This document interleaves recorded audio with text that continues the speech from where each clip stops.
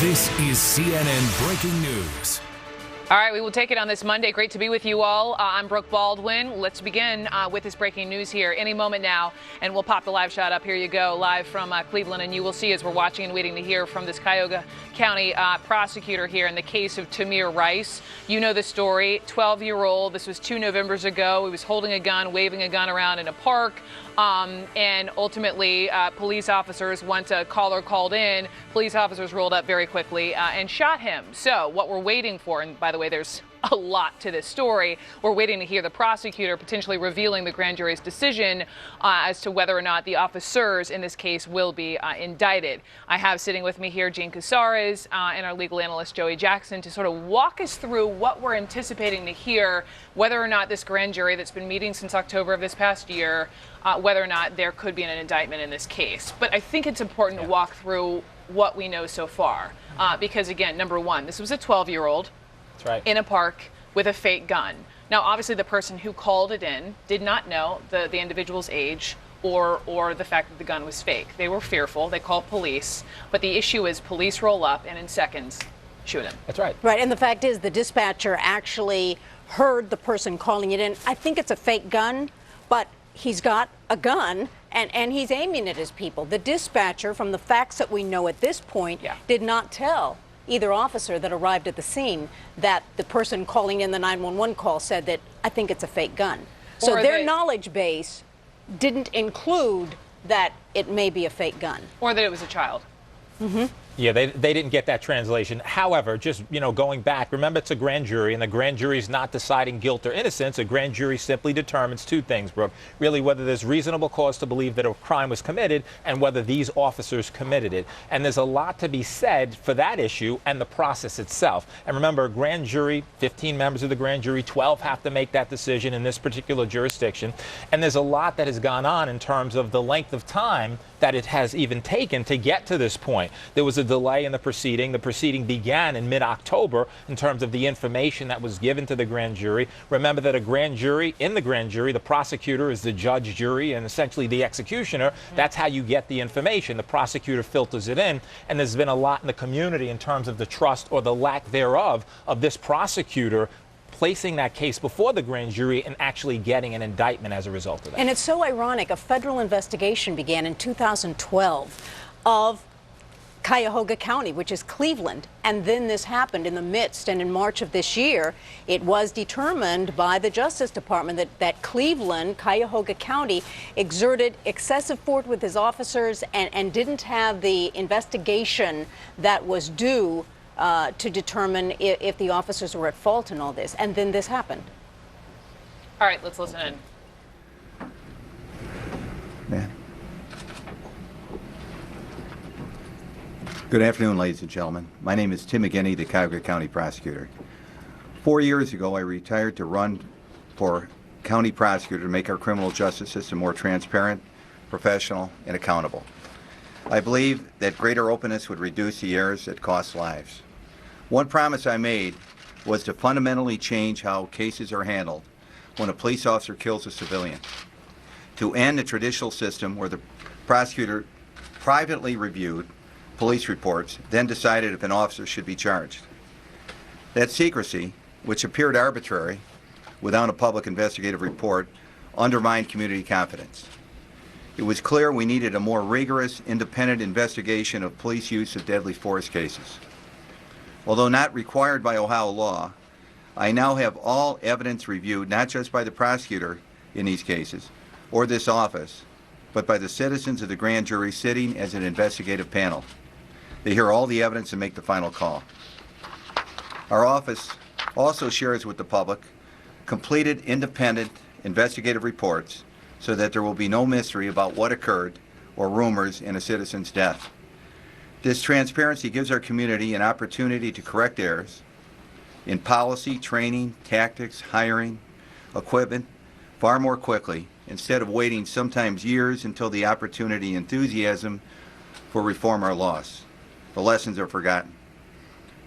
Here, we want the lessons learned and applied. That is why what we have done and we will do in all 20 use of force cases that have come to this office in the past 3 years. Today, Cuyahoga County grand jury completed its thorough investigation of the fatal shooting of the 12-year-old Tamir Rice on December 22, 2014 at the Codell Recreation Center. Based on the evidence they heard and the law as it applies to police use of deadly force, the grand jury declined to bring criminal charges against Cleveland police officers Timothy Lohman and Frank Garmbeck. That was also my recommendation and that of our office after reviewing the investigation and the law. A short time ago, we informed Tamir's mother of the grand jury's decision. It was a tough conversation. We again expressed the condolences of our office, the sheriff's detectives, and everyone else who has worked so diligently on this case, and our sincere wish that these events on that traumatic day at the Codell Rec Center had unfolded differently. She was broken up, and it's very hard. We explained to her that this was a difficult decision also, but that to charge police, even a situation what was as undeniably tragic as the death of her son, the state must be able to show that the officers acted outside the constitutional boundaries set forth by the Supreme Court of these United States. Simply put, given this perfect storm of human error, mistakes, and miscommunications by all involved that day, the evidence did not indicate criminal conduct by police. On close examination, especially of what is perhaps the most critical piece of evidence, a very recent enhancement of the surveillance video by an expert laboratory often relied upon by the FBI, it is now indisputable that Tamir was drawing his gun from his waist as the police slid toward him and Officer Lohman exited the car. At the point where they suddenly came together, both Tamir and the rookie officer were no doubt frightened.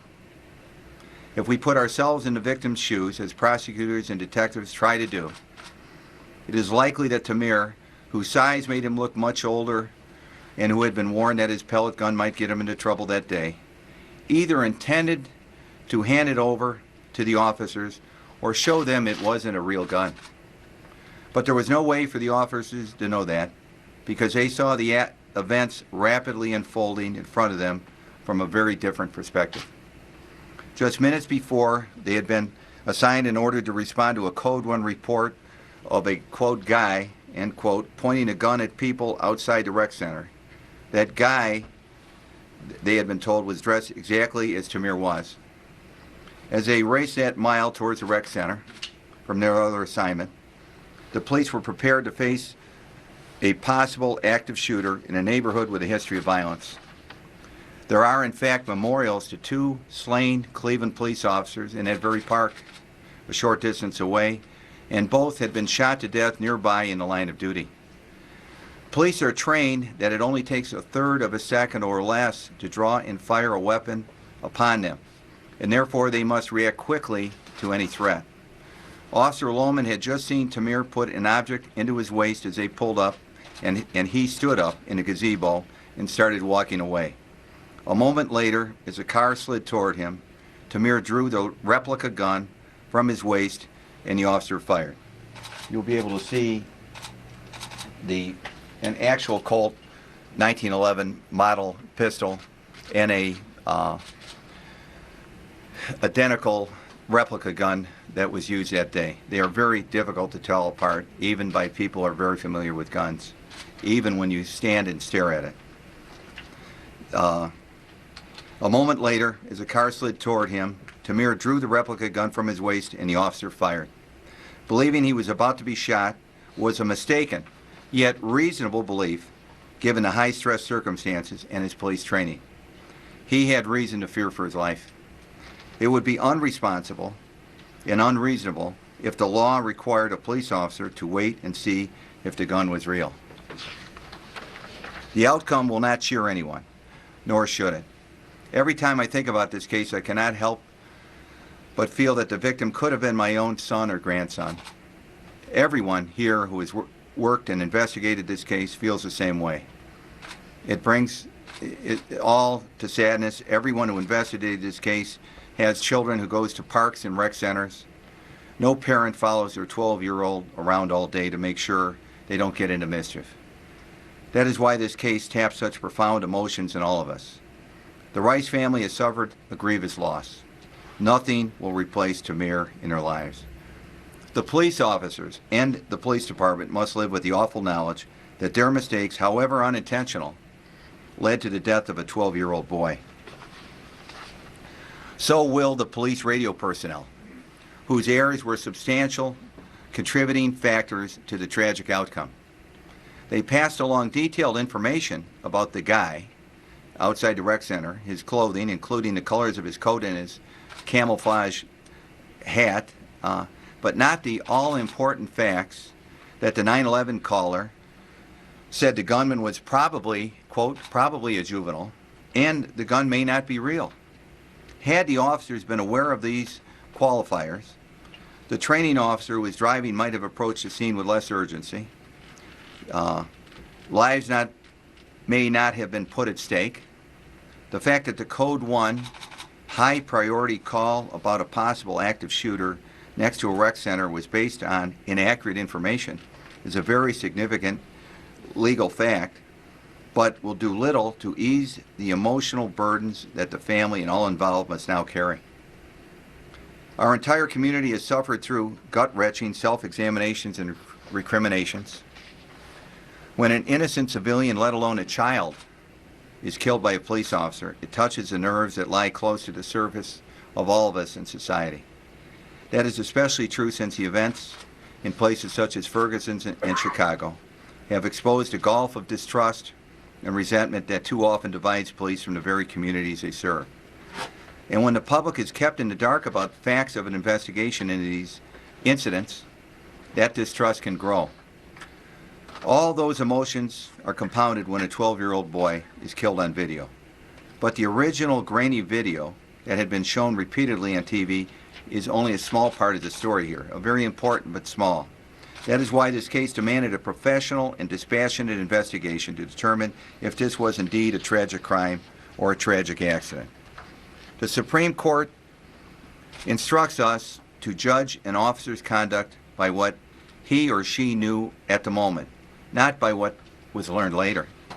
We are instructed to ask what a reasonable police officer with the knowledge he had would do in this particular situation.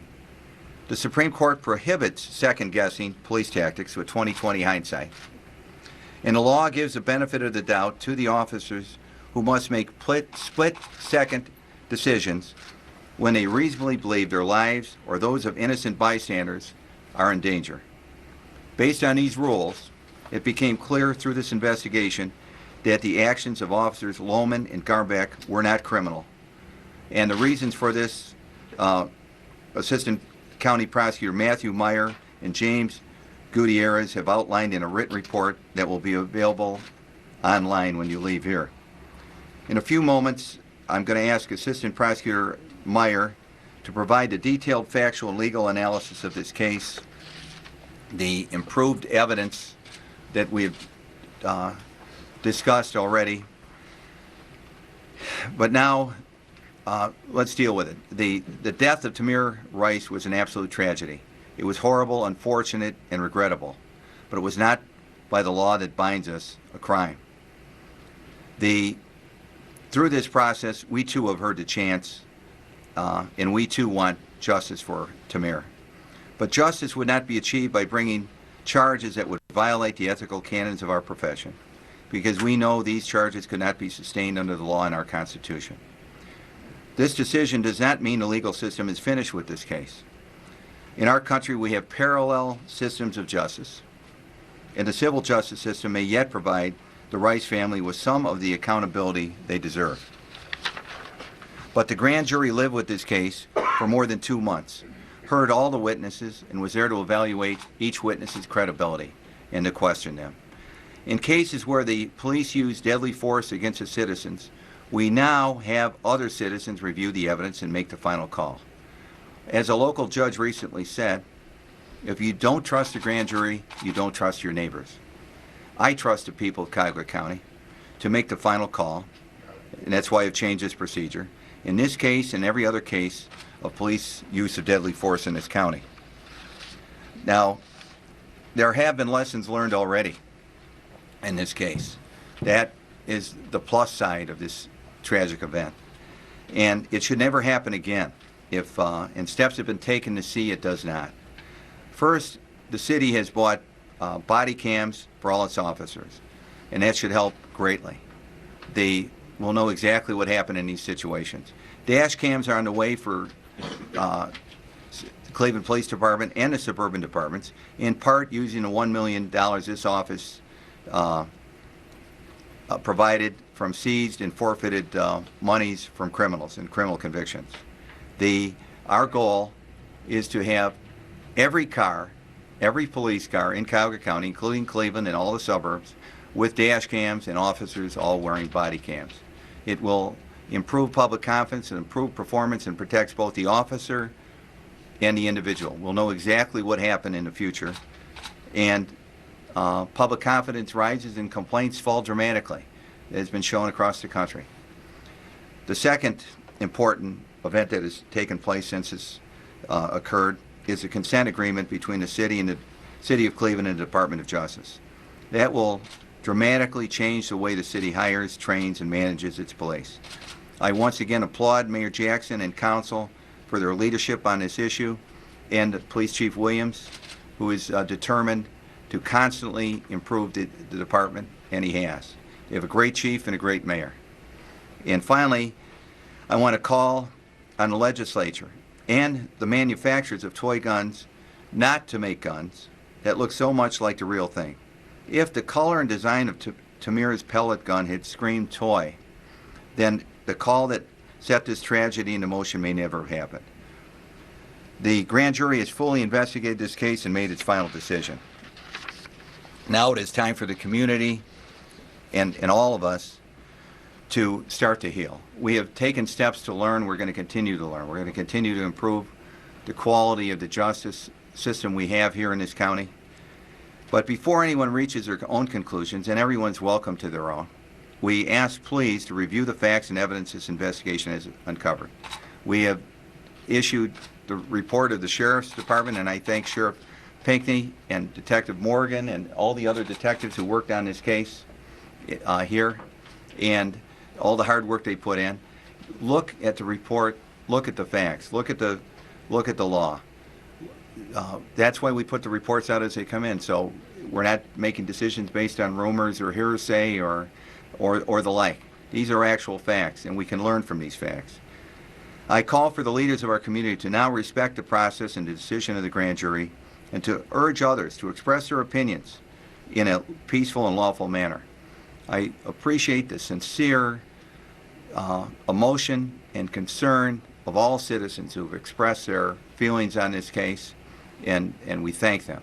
We thank them for caring, and I will now turn this over to Assistant Prosecutor Matt Meyer, who is the head of the Public Corruption Unit of our Cuyahoga County Prosecutor's Office. He's a former chief of the Appellate Unit. And Mr. Meyer argued successfully at the United States Supreme Court this spring, and an opinion issued 9-0 this fall in what I consider a landmark case, Ohio versus Clark. I thank him. I thank Jim Gutierrez and all the other prosecutors here who have worked on this case, and the other UDFs, use of deadly force cases. We've had many. Just earlier this month, we had 2 police officers within a 3-day period shot in the chest by assailants.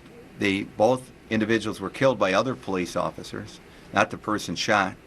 But this is a violent society with all these guns. This is a tough job, and to investigate these cases, and I thank the individuals who actually do the work. And now we'll hear from Mr. Myers. Thank you very much for your attention.